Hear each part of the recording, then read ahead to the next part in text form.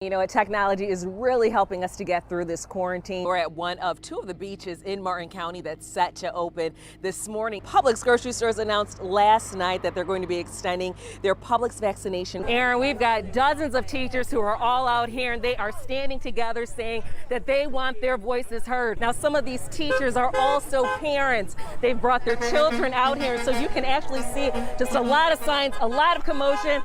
The honking, that's all in support of these teachers. Wakisha, you are the only local reporter there on the scene. What are you seeing? What can you tell us about what your sources are saying there at the hotel?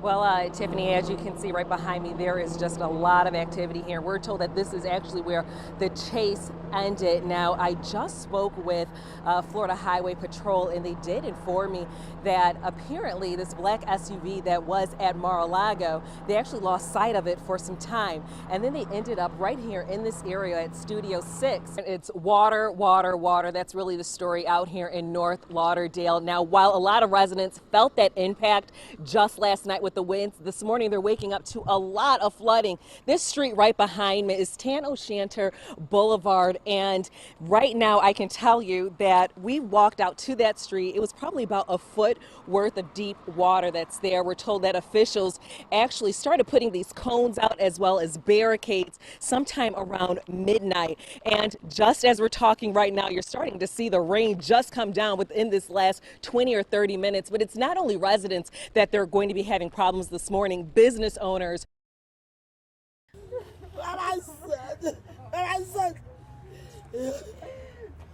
Oh my God, I'm dying inside.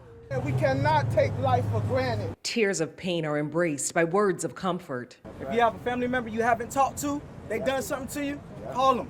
I love you. A community stands in solidarity to remember the lives of Jimmy Mack, Alexis Cheney, Caden Tillett, Mike Larry, and 16-year-old Anthony Martin. He's a lovable person. He's a sweetheart. He's a clown. And he just loved his family. Anthony Martin was one of 5 that was killed in a 3-car crash on Black Friday. Florida Highway Patrol says it happened just south of Fort Pierce at the intersection of 25th Street and Midway Road. The crash report reveals Martin's car was rear-ended by 21-year-old Tanner Ray Dashner. The impact so great, Martin's car hit a third vehicle before bursting into flames. Police say Dashner may have had alcohol in his system.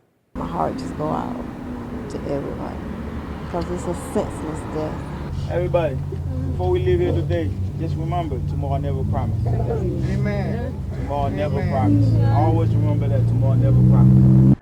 All units be advised. Special Agent Daniel Alphen is 10-7. An American flag draped the casket of Special Agent Daniel Alphen, who was escorted to the field inside the Hard Rock Stadium in Miami Gardens. Even though we are finding it extremely difficult to accept what has happened, we know that everything works out in some way for good. Dan's legacy is one of passion, dedication, and principle. Special Agent Alphen entered the FBI in 2009. He was also a member of the Underwater Search and Evidence Recovery Team. In his last 6 years of service, he worked crimes against children violations.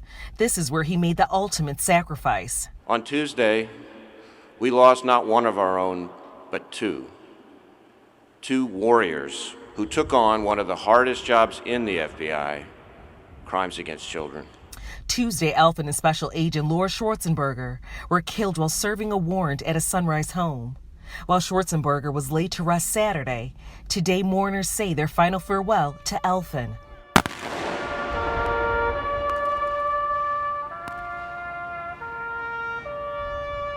Who will be remembered for his bravery and who his fellow agents call a true American hero. End of watch, February 2nd, 2021, in Sunrise, Florida.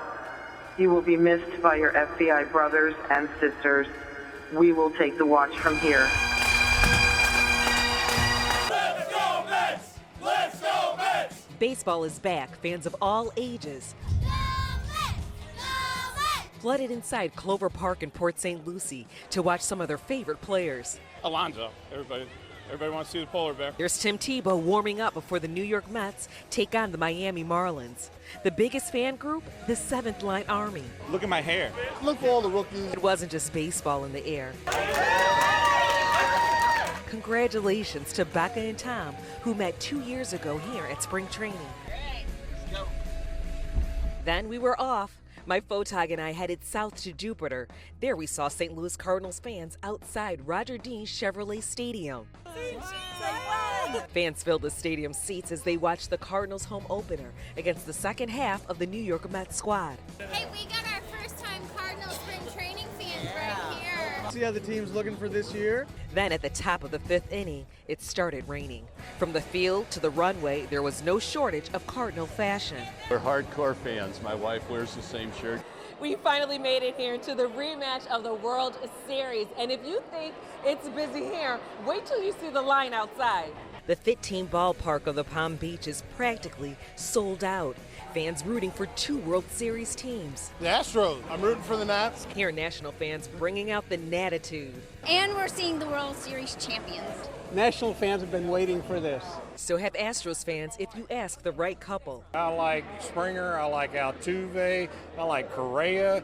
And everyone from all 3 games love spring training. It's new players, it's new blood, it's who's going to make it. Wakisha Bailey, WPBF 25 News. It's the close of Las Fiestas de San Sebastián, the longest and largest festival in Puerto Rico. Casa Borinquen is celebrating with live music, great food, and charitable people. People that's lost their houses, like schools are not running right now. Gotta go support somebody who's giving back. Chef Brian Dominguez and his wife Marianne are raising money at their restaurant to go help feed families impacted by the earthquakes in Puerto Rico. Right now they're very nervous because it's this back-to-back earthquakes constantly. You know, they try to sleep. It's hard to fall asleep because, you know, just a random earthquake can come in the middle of the night. They tell me it's the constant fear. That's something else bigger. Cesar Martinez flew his parents and niece from Puerto Rico after seeing the devastation on the island.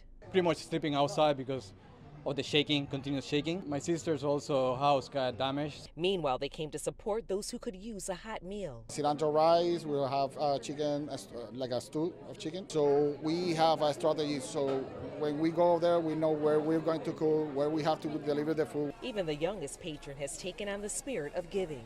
I think that they really should because their people don't have homes right now and they have no food and no electricity. The Dominguez family says that they plan to fly out next week, buy all the groceries over on the island, and their goal is to give out more than 1,000 meals. Now, if you're interested in donating, we have a link on our website at WPBF.com. Reporting from West Palm Beach, Wakisha Bailey, WPBF 25 News.